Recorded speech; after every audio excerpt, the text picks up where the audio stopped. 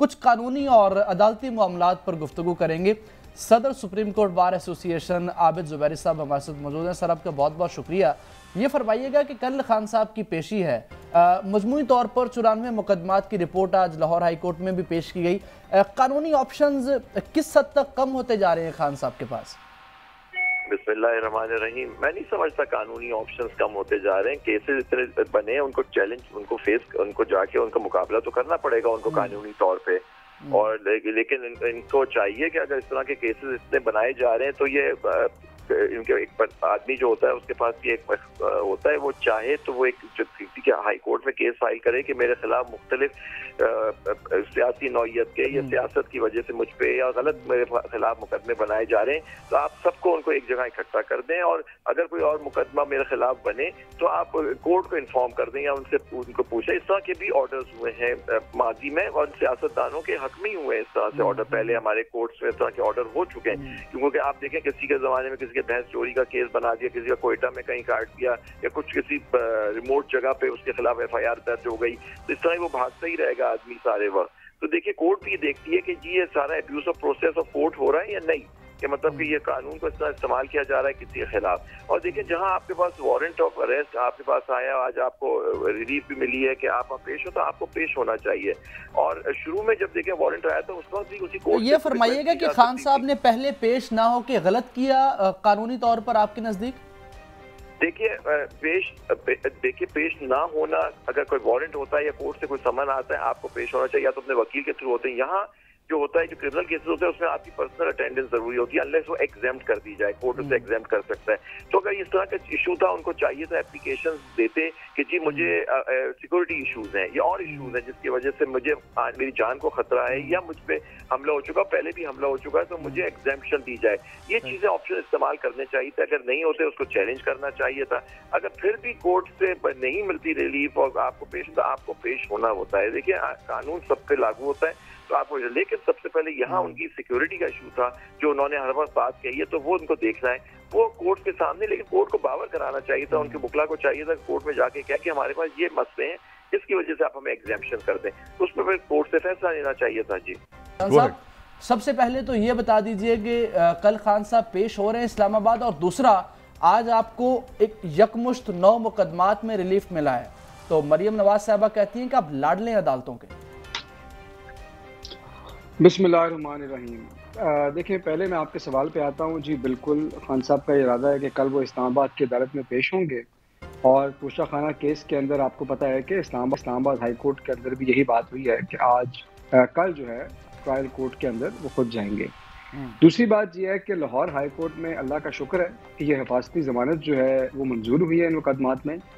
और मेरे तो ख्याल में इसमें कानून बड़ा क्लियर है, क्योंकि जब आप कानून का इस्तेमाल कानून की अमल दरामद के बजाय सियासी इंतकाम के लिए लेना शुरू कर दें तो फिर अदालतों का जो किरदार है वो बहुत अहम हो जाता है। मरियम नवाज ने जो बात की, मेरे ख्याल में उनको पहले तो इस बात पे गौर करना चाहिए कि पाकिस्तान की 75 साल तारीख में वाहिद शख्स उनके अपने वालिद मियां नवाज शरीफ हैं, जो कि एक इतना अजीबो गरीब किस्सा है कि लगता है कि जैसे ये कोई देव माराई किस्सा है, कि एक शख्स है जो कि करप्शन के केसेस में कन्विक्टेड है।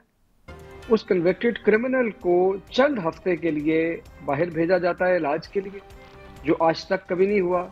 वो शख्स लौट के नहीं आता।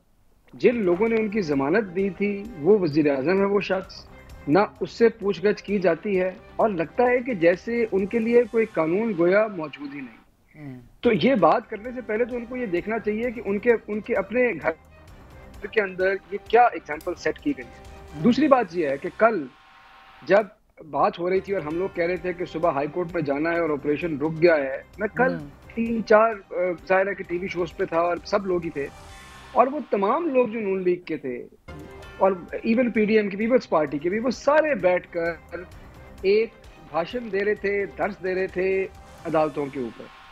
और आज जैसे ही अदालत ने ये जमानत दी है, एकदम तोपों का खुदर हो गया। तो ये अदालतें कोई रायवेंट को सिर्फ रिलीफ देने के लिए, जाती उमरा को रिलीफ देने के लिए तो नहीं मिली।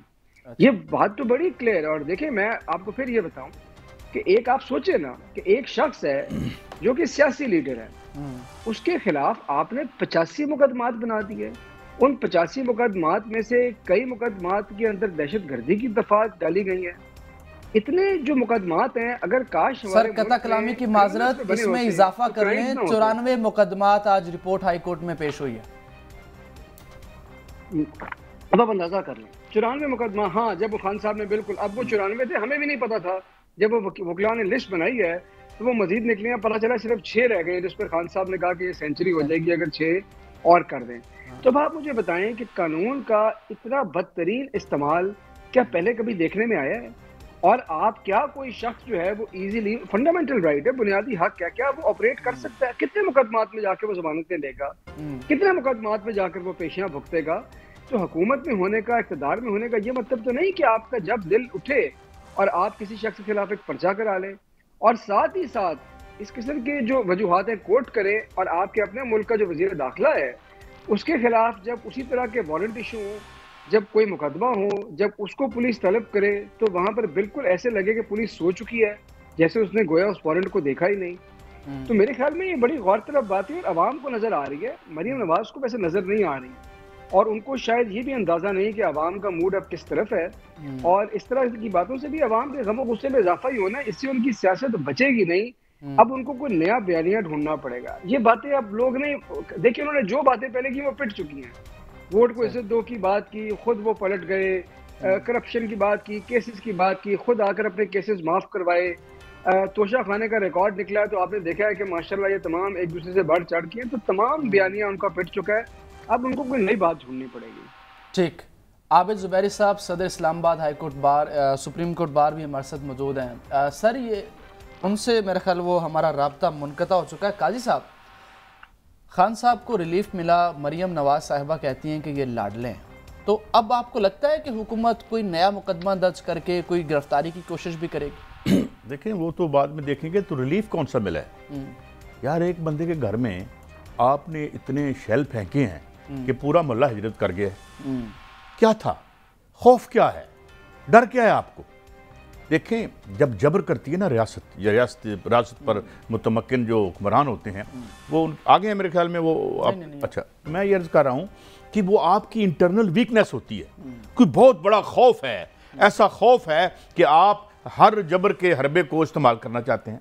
चाहो इलेक्शन लड़ो यार, एक इलेक्शन इमरान ने जीत भी लिया तो तुम यू कैन कम बैक, उसमें कोई इशू तो नहीं है। मगर नहीं, बात यह है कि वो लगता तो फिर यही है कि इतने स्केल्टन्स हैं आपकी अलमारियों में कि आप एक दिन भी बर्दाश्त नहीं कर सकते कि ऐसी हुकूमत आए जो कोई एहतसाब कर सके, जिसका खौफ और ख़तरा आपको लगता है।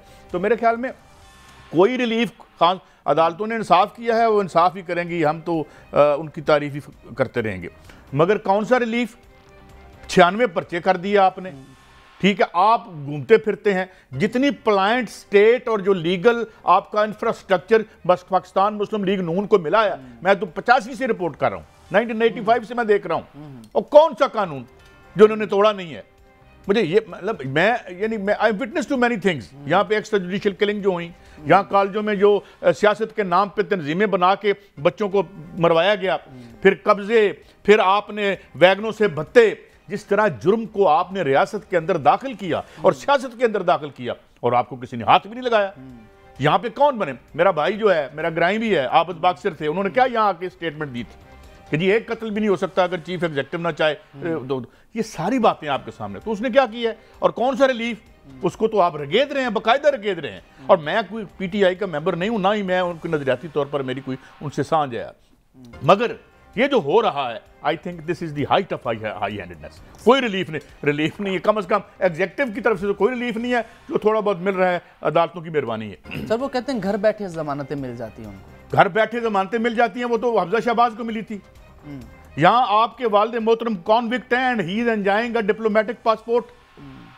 आप आते हैं, आपके वजीर खजाना आते हैं, पहले हल्फ उठाते हैं, बाद में अदालत में जाते हैं। यार इस तरह भी मौकरी होगी कोई कानून की? इस तरह मजाक कोई कानून को उड़ाएगा? भले उनके फैसले गलत हुए थे या सही हुए थे, there is a procedure. A convict comes who is absconder, वो हल्फ उठाते हैं। One of the highest officers of the जो रियासत में है, वजारत खजाना, वजारत उज़्मा के बाद सबसे अहम, उसके बाद अदालत जाते हैं। अदालत कहती जज ना मौज करो। तो ये किसको रिलीफ मिला? आप किसको उल्लू बना रहे हैं यार, लोगों को पता नहीं है। तो इसलिए रिलीफ कोई नहीं है। सवाल यह है कि खौफ क्या है। खौफ उस बिफरी हुई मैशत का, जो मैं बार बार आपको कह रहा हूं कि अब सियासत का स्क्रिप्ट मैशत लिखेगी। और जो कुछ लोगों को जोम है ना कि उन्होंने कुछ प्लान बना रखे हैं, हमें सेट कर लेंगे वो। अब मैंने जैसे अभी अर्ज किया, $300 बिलियन अमेरिका ने कल परसों छापा है। अमेरिका जैसा मुल्क जो है वो प्यासा हो गया है। तो इसलिए आने वाले दिनों में देखिए हाउ थिंग्स हैपन। लेकिन एक मैं बात बता दूं, स्क्रिप्ट जो है वो मैशत का चलेगा और वो बिफरी हुई है।